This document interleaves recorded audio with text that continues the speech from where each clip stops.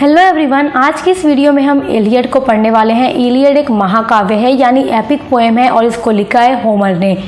तो होमर का ये महाकाव्य है और देखिए ये ग्रीक के पोएट थे और इन्होंने ये जो पोएम लिखी है ये एक बहुत ही लंबी पोएम है और इसका जो बुक फर्स्ट है आपके BA 5th semester English literature के सिलेबस में प्रिस्क्राइब्ड है, पेपर 1 के सिलेबस में। तो आज के इस वीडियो में हम बहुत डिटेल में इसको जानने वाले हैं।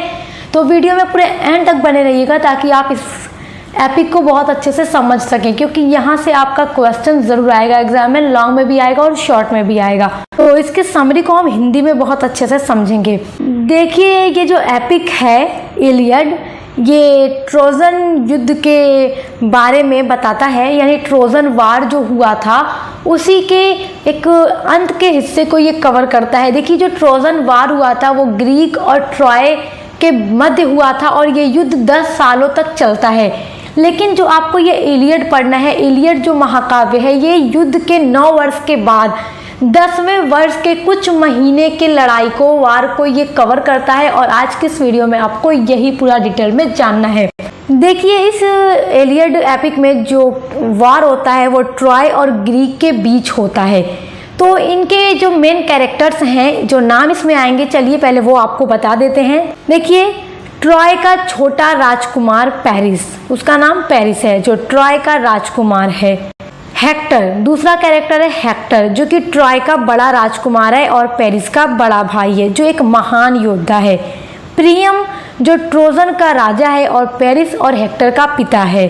हेलेन, हेलेन ग्रीक के राजा मेनेलाउस की पत्नी है। ग्रीक का राजा, उसका नाम है मेनेलाउस, उसकी बीवी है हेलेन जो कि किंग ऑफ ग्रीक की वाइफ है। आगामेम्नन जो ब्रदर ऑफ ग्रीक किंग है, यानी ग्रीक के किंग का भाई है। एक्किलीज जो कि ग्रीक आर्मी का महान योद्धा है। पाट्रोक्लस जो एक्किलीज का दोस्त है और ग्रीक आर्मी के लिए ये लड़ता है युद्ध में। तो ये सारे मेन कैरेक्टर्स हैं, आप इनको याद रखिए। बाकी अदर जो कैरेक्टर्स आएंगे वो आपको आगे पता चल जाएंगे। मेन कैरेक्टर्स ये हैं और याद रखिएगा। और जो मेन इस स्टोरी का कैरेक्टर है वो है एक्किलीज जो कि ग्रीक का महान योद्धा है। चलिए इस एपिक को पढ़ना शुरू करते हैं। देखिए जब ट्रॉय का राजकुमार पेरिस स्पार्टा की शादीशुदा रानी हेलेन को अपने साथ ले जाता है तो ग्रीक और ट्रॉय के बीच युद्ध का कारण बन जाता है, क्योंकि ग्रीक वालों को ये बात नागवार लगती है कि शादीशुदा रानी को भगा कर लेकर जाना ये सही बात नहीं है।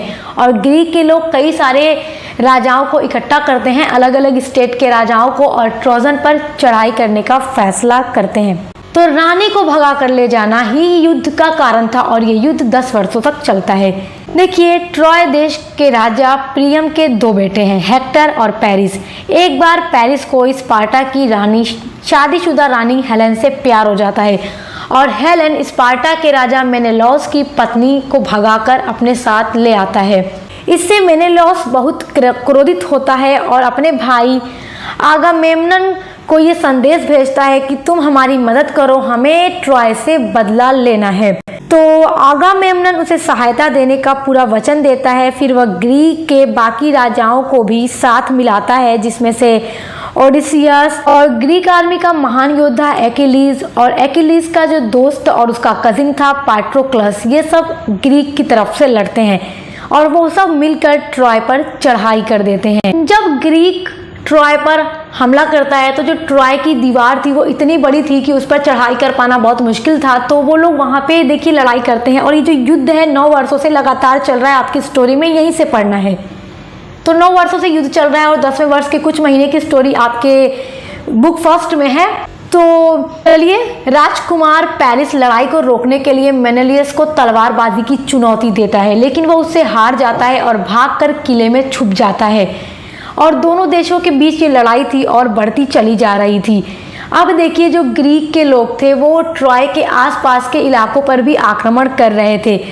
तो ट्रॉय के आसपास के इलाके से वो 2 लड़कियों को उठाकर ले आते हैं। एक का नाम था क्रिसिस और दूसरी का नाम था ब्रिसेस। आगामेम्नन क्रिसिस को अपने पास रख लेता है, जबकि ब्रिसेस को एक्किलीज को दे देता है कि इस लड़की को तुम अपने पास रखो।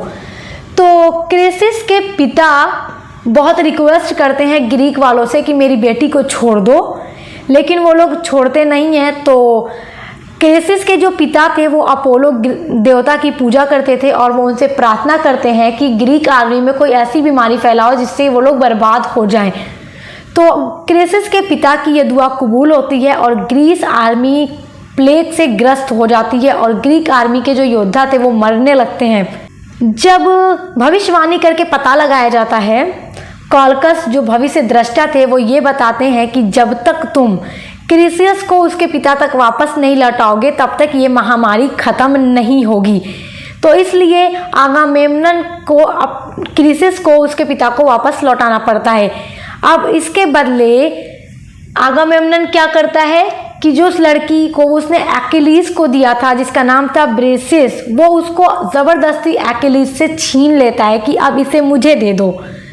तो इस बात से एक्किलीस जो था वो बहुत ज़्यादा गुस्सा होता है क्योंकि वो ब्रेसिस से अब प्यार करने लगता है और इसी बात से वो नाराज़ होकर ग्रीक के लिए लड़ने से मना कर देता है और एक्किलीस के न लड़ने से ग्रीक सेना कमज़ोर पड़ने लगती है और ट्रॉय की जीत होने लगती है।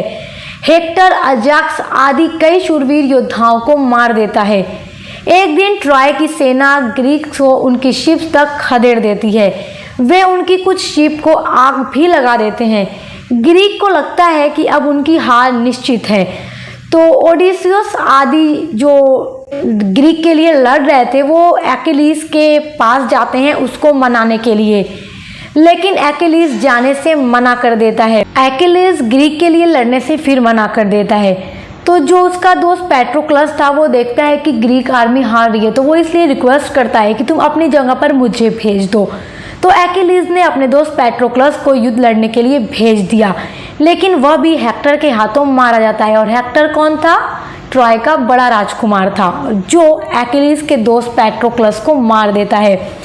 अपने दोस्त की मौत का सुनकर एक्किलीस को बहुत गुस्सा आता है और वो हेक्टर से बदला लेने के लिए सोच लेता है कि वो अपने दोस्त की मौत का बदला लेकर रहेगा। तो इसलिए एक्किलीस युद्ध के लिए तैयार होता है और सिर्फ किस लिए तैयार होता है? ताकि वो अपने दोस्त पैट्रोक्लस की मौत का बदला ले सके।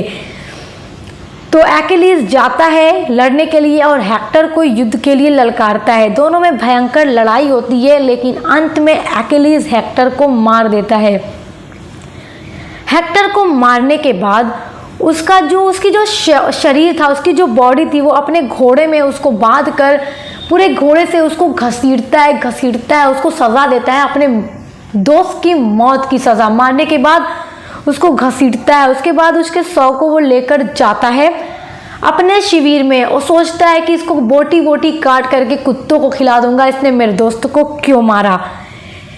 लेकिन जो हेक्टर के पिता थे प्रियम, वो एक्किलीस के पास आते हैं। वो सीक्रेट तरीके से आते हैं, गुप्त तरीके से उससे मुलाकात करते हैं और एक्किलीस से रिक्वेस्ट करते हैं कि उनके बेटे हेक्टर का शव वो मुझे दे दे। हेक्टर के पिता की ये रिक्वेस्ट देखकर एक्किलीस पिघल जाता है और वो खुद भी आंसू बहाने लगता है। उसकी आंखों से भी आंसू निकल जाते हैं क्योंकि वो एक्किलीस उसके पिता में अपने पिता का रूप देखने लगता है। उसे अपने पिता की याद आ जाती है और एक पिता जब अपने बेटे की शव के लिए रिक्वेस्ट करता है तो एक्किलीस के भी आंसू बह जाते हैं और वो फिर हेक्टर के शव को उसके पिता को वापस कर देता है। तो वो हेक्टर के शव को ट्रॉय लेकर जाया जाता है और वहां पर दाह संस्कार किया जाता है उसका, और एक महान योद्धा की तरह उसको सम्मान भी दिया जाता है और इसलिए 12 दिनों तक युद्ध को रोक दिया जाता है। तो आपके जो सिलेबस में प्रिस्क्राइब्ड है वो यहीं तक है। इसकी पूरी एंडिंग कैसे होती है वो आपके बुक फर्स्ट में प्रिस्क्राइब नहीं है, तो आपको इतना ही पढ़ना है। और इसकी जो मेन थीम थी यही है कि हेलेन को छुड़ाने के लिए वो लोग युद्ध लड़ते हैं, लेकिन फिर इसमें एक्किलीस का भी बदला आ जाता है कि वो अपने दोस्त पैट्रोक्लस का बदला लेने के लिए हेक्टर को मार गिराता है और ये स्टोरी यहीं पर ख़त्म हो जाती है। और इससे रिलेटेड जितने भी इंपॉर्टेंट क्वेश्चन आंसर हैं उन पर मैं वीडियोस अपलोड करूंगी। आपके हर एक सब्जेक्ट की क्लास हमारे चैनल पे चल रही है, तो विजिट ज़रूर कीजिएगा। अब मिलते हैं नेक्स्ट वीडियो के साथ।